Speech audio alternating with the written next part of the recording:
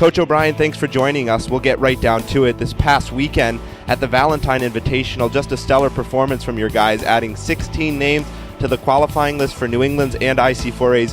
What's been the key to success in 2011? I think the success in 2011 started last spring when we walked off the track after the Atlantic 10 Championships, the meet we held here in UMass. You know, sometimes I think there are events or parts of a season where kids actually come together and kind of have an epiphany as to what this sport might mean to them or how good they can be.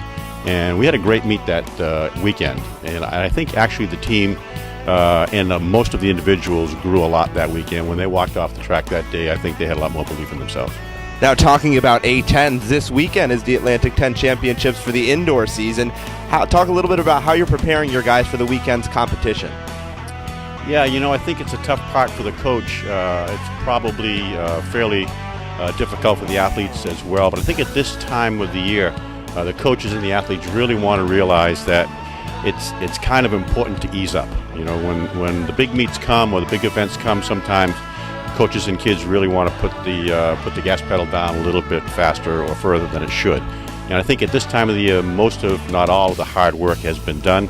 And as coaches, I know we have to kind of make sure we stay in control and tell the same thing about the athletes, because everyone's engine is revving a little faster, and sometimes you want to take your foot off the gas and get a little bit of rest and polish up some of the finer details that are involved in each event.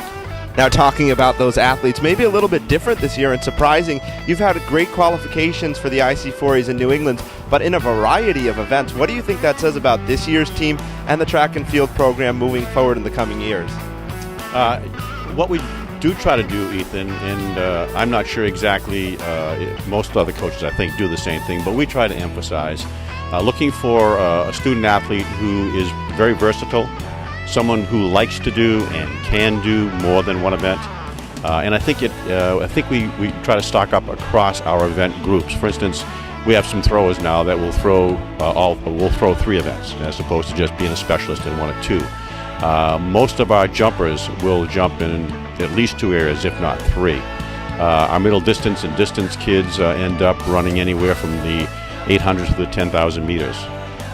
In our hurdlers, right now, we had 3 kids in the finals of the hurdles last week at the Invitational, and 2 of the 3 are intermediate hurdlers, yet they ran a great race in the short hurdles, 60-meter hurdles.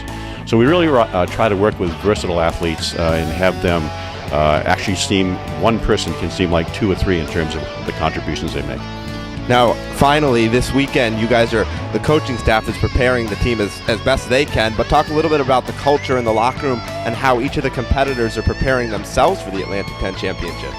Yeah, as you might expect, that in most locker rooms, regardless of the sport, when you get to a championship or playoff part of a season, there's a little bit of momentum going. You know, kids come in the door a little bit sooner. They are a little bit more excited. You know, people who have been involved in sports over any amount of time, when they get their schedule from their parents or from their high school coach or from their college coach, and of course from sports media relations departments as well, they end up subconsciously plugging a certain date or 2 in the back of the mind when the season starts to mean a lot, like championship season or playoff season.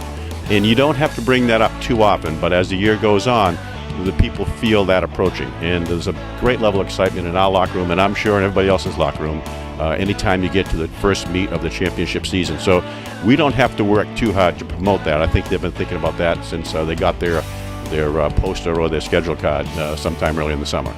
Well, Coach, we thank you for your time and hope you can bring us home an A10 championship this weekend. We'll do the best we can, Ethan.